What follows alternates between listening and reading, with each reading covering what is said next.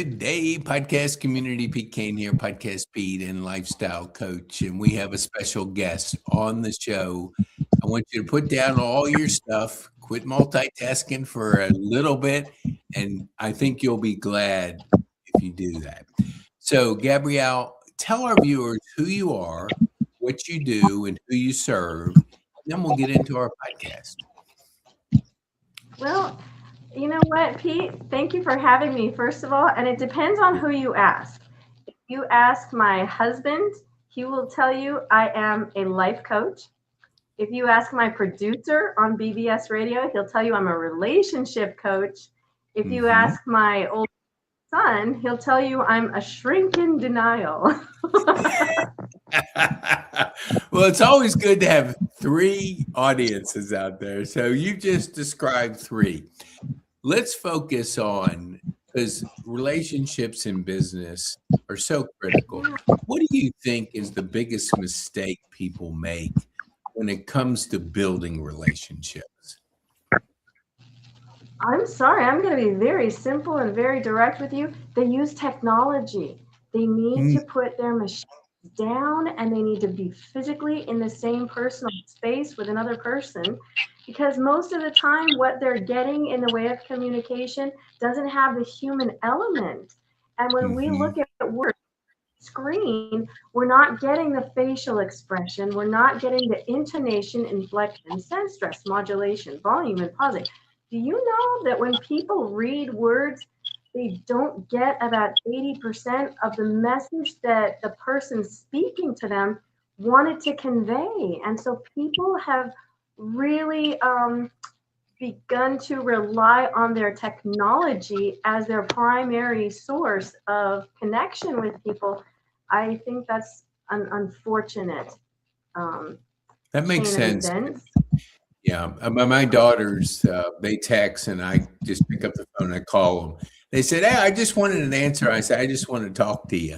And I believe in that, making the human connections. I do every afternoon. I call people because I get up early, but it energizes me when I'm talking to people. Even over, I don't use the phone that much except to make phone calls and really connect with people. How did you get in? I mean, was there like a time when you felt that you were better at relationships and you wanted to kind of pursue more of what you thought, you were good at? I mean, you started somewhere. What was that like? Well, I started out as a life coach, and I told people, I will teach you how to maximize yourself. You have talents and strengths and gifts and abilities. And let's just make sure, instead of trying to fix everything that's wrong, we maximize what's right. And so in the process of making the quality of their life better, it included incorporating people into that process. And when I saw that people really did not know how to interact in a healthy way with others, that was often the biggest impediment to their success. It wasn't their money, it wasn't their health, it wasn't their time. It was genuinely wanting to know how to be with people in their daily life activities. And so when people said to me, "You're a life coach, but you need to have a niche, a specialty," right? I said, okay, well, then you know what? Out of all the things that I've coached people about in life, relationships has been the most consistent theme that has come up. And that's what I'm good at. When people look at me and they see that my children are in their late 20s and now almost 30, and my husband and I have been married for over 30 years, and they see that the good synergy that I have with them is in fact what I preach. I practice what I preach. Then people say, okay, you know what? I don't want to read a book. I want you to tell me what you do because it works. I've had 2 hernia surgeries in 1 year. And usually when you're in the waiting room, it's older people that you're in there. And so the last time I was in there, I counted, there's 18 people and 16 of them had their phones glued to their, just like this. What do you think? And there wasn't any conversation going. I love to talk to people, But what do you see the phone causing? Like when you're working with somebody that has that tendency to use the phone for all this social media and all the different things that are on the phone, how do you help them to kind of not break free, but reconnect? Like what's your thoughts of how you handle things like that? Well, again, I go back to the actual people as individual elements. And I remind people that every single person in the world has something amazing to offer. And so when you think about people and their capacity, their potential to not only create something amazing in your life, but to ask that you create something amazing in theirs. But the only way you're going to do it is by getting together. Do you want to know how to be around them? I teach them how to appreciate personalities. Now, I'll give you an Mm. example. I tell my clients that when I was raising my children, I profiled all of their personalities by the time they were 2. I raised them in 3 completely different ways. And so with Mm. my husband, with my mother-in-law, with my elder in my congregation, if I have the exact same message to convey, I'm going to use different words and I'm going to interact socially in different ways. And so when I tell people, when I teach people with this particular person, because of their personality, you should probably be walking with them somewhere while you're talking about an important topic. Whereas another person, it would be, you know what, you actually need to be in a group of people and they need to not know that you're talking to them about something important, because when they're socially engaged, they become emotionally connected. See, when I teach people the advantages and strengths and abilities and qualities of the people that they love and that they need to love, they say, okay, I'm going to approach it in a positive and proactive energy kind of way. That's going to create the synergy. That's going to build the connection. I love it. You know, I'm a big proponent of reps, doing things. And when I had a stroke 4 years ago, I had a cane and a brace, and I found that people weren't talking to me. They just didn't know what to say or something. So by accident, I had two color shoes because of just changing it out. But I kept it after I got rid of the brace and the cane because people would talk to me. They'd ask me questions, and now I have the most amazing conversations with people that I don't know, but everyone tends to be better because you're getting experience. And I Yeah. often have talk to, like, they'll say, "I'm an introvert." And I said, "Great, introverts." I mean, you communicate in your own special way.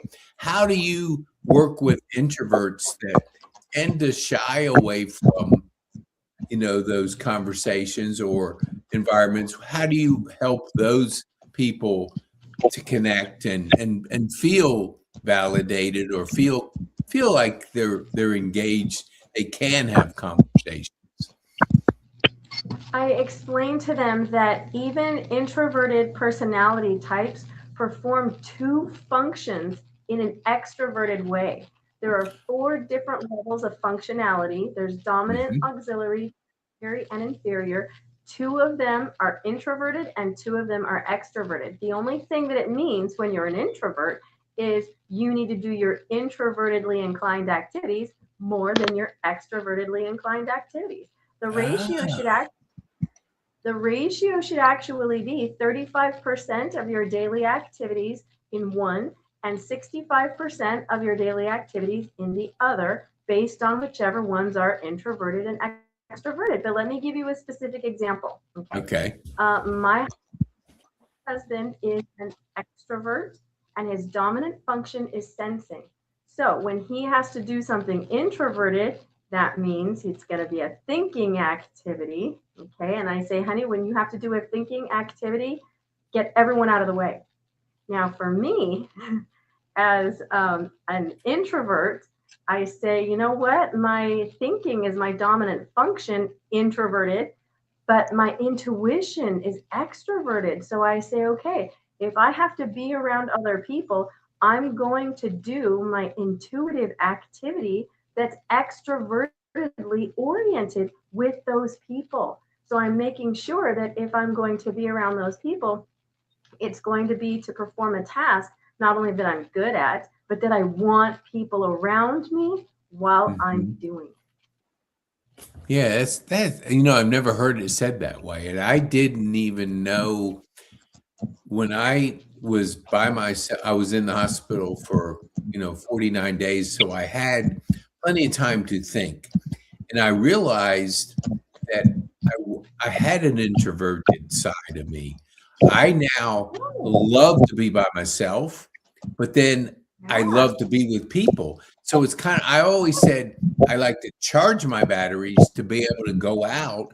And when I go to my Rotary on Thursday, it's like I'm a tiger, not a lion out of the cage because I've been by myself. Now I want to be with people.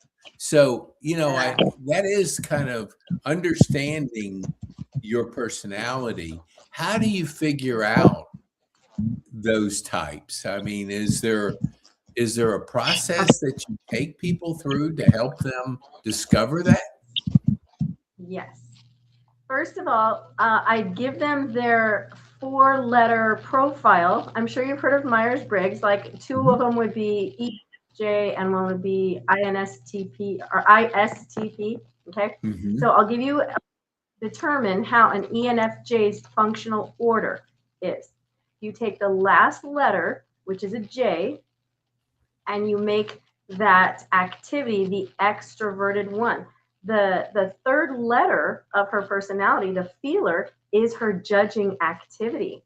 So that means that the feeling is extroverted. Then the second letter of her personality, her intuition, is introverted.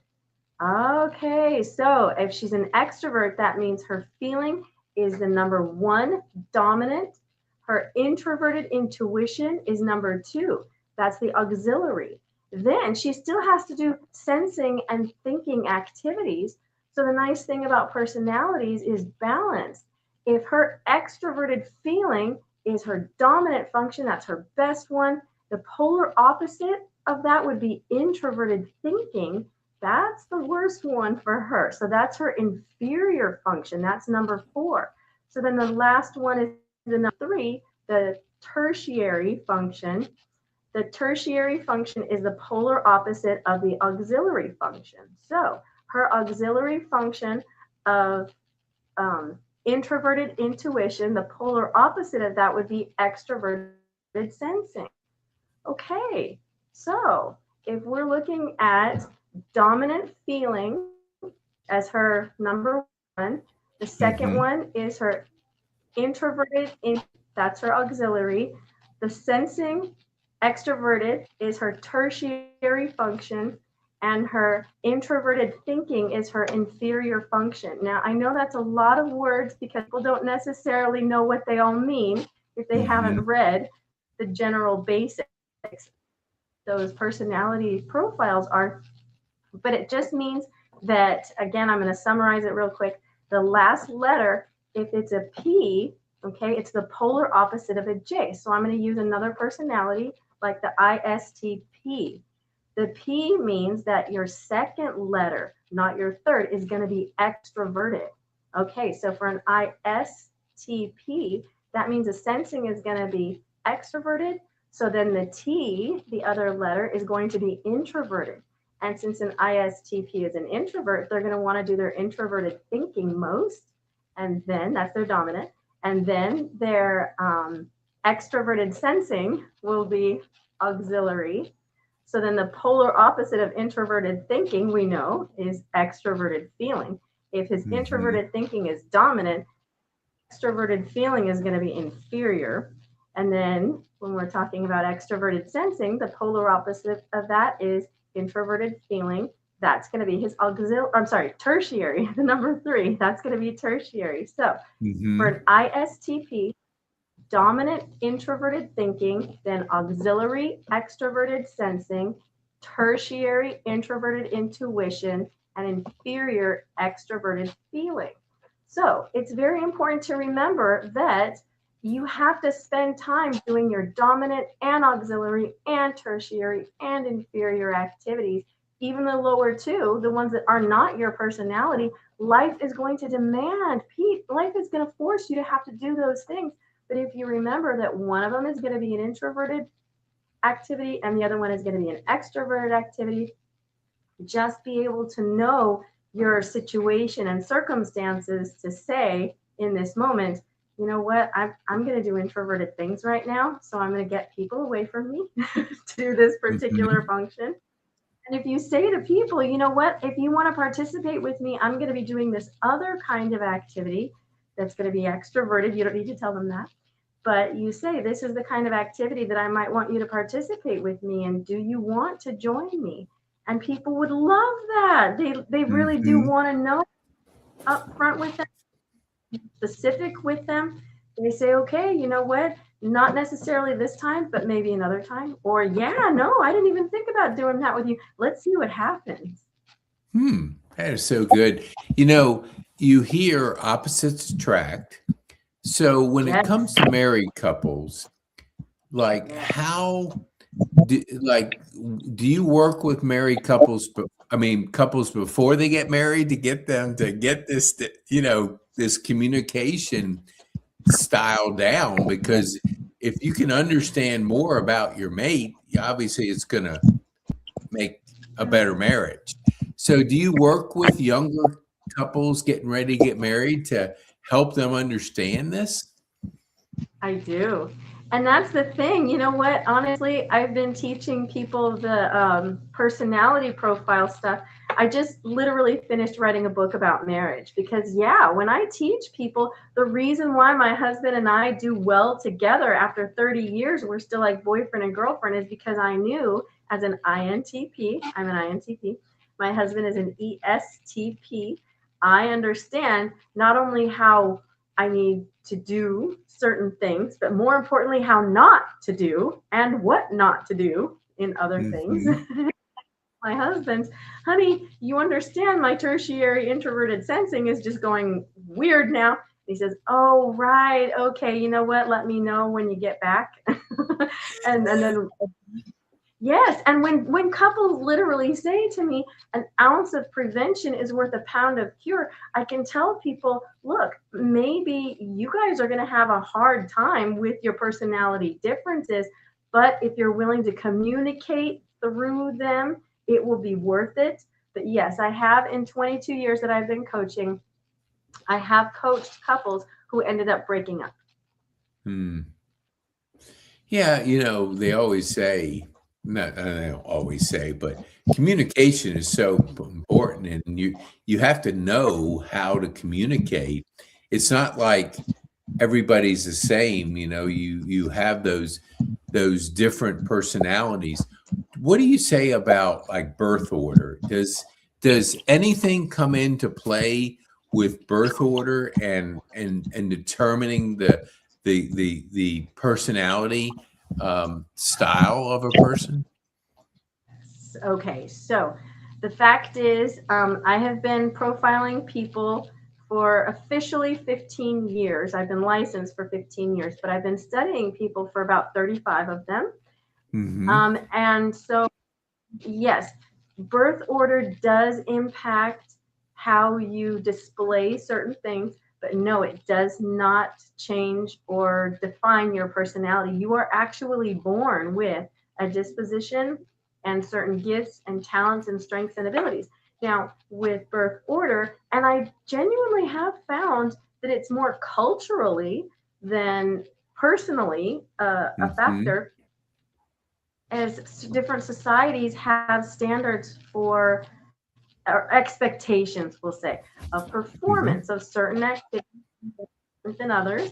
And so most of the time, what happens in families is the order that a child was born in relative to their siblings, they're still going to be the same person. They're just going to be doing things that aren't necessarily their nature. And so when I tell parents, especially for the oldest, Yeah, they have a lot of responsibilities. And the youngest, yeah, they're always spoiled. Not really universally, but there are just certain family activities that need to be performed. So when I tell parents, tell your, we'll say, ESFJ son that it's okay to do things like a mother because as a sensory judger, he is maternally inclined. If he wants to help you cook, let him cook and change the diapers, but please don't make him learn how to pay bills.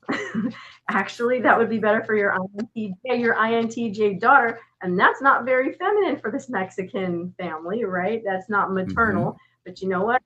Is good with money. Let her go shopping and manage the budget. Teach her that life skill. Yeah, you need to be able to say to your kids, I like and appreciate and respect who you are, but there's still going to be things in life that you're going to have to do that you're going to hate. I'm just going to let you do them in the most natural way for your disposition. Hmm. Does that make Yeah, it does. And I have six granddaughters, and I like to play cards, and two of them will yes? play, and one of them will not because she can't sit still. So, what as a granddad, like, how do I determine, wh- like, do I read their behavior? How do I determine what they like? What am I looking for? I guess what my question would be.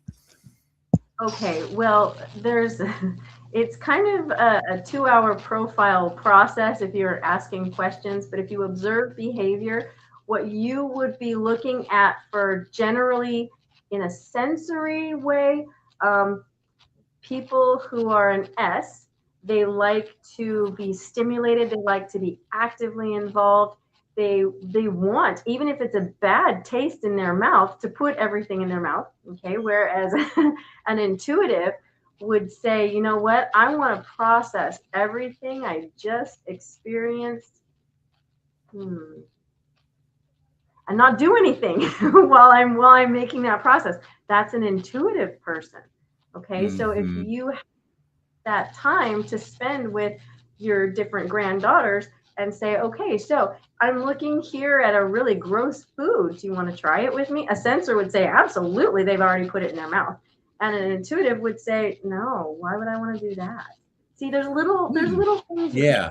but I'll give you another one. Thinking as opposed to feeling. Feeling people are very much about taking care of others' emotional needs. It doesn't mean they have a lot of feelings because everyone has feelings. It's about how responsive are they to other people's feelings. Ah, okay. Hmm. They're a thinker. They want about everything, information. Yeah, people are important too. But anyway, give me more information, and I want to process what that means and put the pieces together to come up with another thought about information. Yeah, you can pretty much see if someone, even a young child, cares very much about other people's feelings and wants to take care of them and love them and help them and support them. They're probably a feeler. If they just want to talk about a lot of information, and well, people are going to be upset about it, but they're okay with that. They're probably a thinker. Hmm. Wow. I have, I'm aware of the personality types, but, I never really dug into what they mean. And now that you're explaining it, it makes so much because I'm thinking about my own interaction with my granddaughters, and they're all very, very different. And when you were sharing about the feeling, the one that that won't play cards that much. She's always taking care of her youngest daughter. I mean youngest sister, and she's more into the feelings than the others. And it just kind of it's wonderful to see the different types. But I think the challenging thing is how they communicate and understanding that. When's your book come out? Mhm. Well, I have it already with the publisher. We got the copyright. Hopefully, by the end of February, it will be on the market. You can actually go to my website right now and purchase it Okay. directly from my website. You're not going to get it on the internet on Amazon probably until March 1st. But my Oh, website is yeah. life-synergy-coaching.com. So, Okay. and Well, my go ahead. and the title of my book is Embrace Your True Nature. Embrace your true nature. Love that. So, what what's your plans after February as far as the book? Who do you want to reach with the book? Pretty much everybody. And I'll tell you something. My youngest client has been a 12-year-old Cuban girl who basically said, "My grandmother is driving me crazy. How do I raise her better?" And I also have a 76-year-old male client who's retired and said, "Okay, I think I did the wrong job for 45 years. Why don't you teach me what'll make me happy?" Honestly, men, women, children, they're all Mhm. anybody who truly understand how to maximize their gifts and talents and strengths, then they're probably the number one client or customer reader. Mhm. The second one, yeah, I want to understand other people and make the connections that I have with those people a higher quality, not necessarily quantity. I don't need more Mhm. people in my life. I just need the people that currently are in my life to be a more healthy connection. Mm. Yes. Yeah, that is, the meaningful relationships is going a little bit deeper, and sounds like that's where people are not addressing, because the surface relationships they just don't give you the joy and the satisfaction. I guess, maybe I was the 74, the person that said he was doing the wrong thing for 44 years. I was in digital marketing, and I think that's what gave me a stroke, because it's always changing, and I like that. I like people, and I couldn't be out there in front. But ever since I started doing podcasting, I get high. I could do them every day, 5 days, five a day, because it energizes me. What would you Yeah. say if that's my joy? What would if you had to describe me from Myers-Briggs, what would you say I might be? You're probably, well, it sounds like you have an introverted streak. Okay, so you're probably an Mhm. introvert, and that would be a dominant function for you. But as a humanitarian, caring genuinely about people, you are probably a feeler. And so, even though as a feeler, and this might be difficult for you to understand, is that you can be loving and generous and amazing with to for facilitating people. You just do better at a distance. So you can provide for them, to them, and then let them do what they want with it. You don't have to be personally involved with them as they're taking what you've given them to it coming to fruition, we'll say, Mhm. putting it.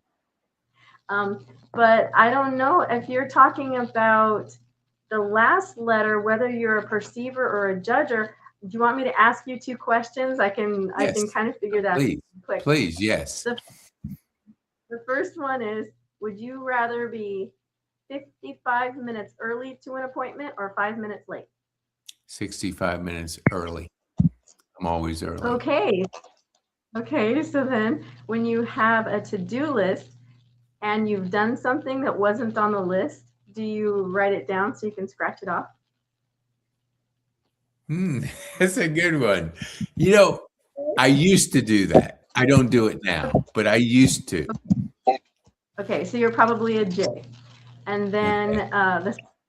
okay, so you're an I something FJ. So the second letter would be, do you want physical stimulation in your life, or do you want to understand concepts and ideas more? Because you can't be in your outer world and your inner world more.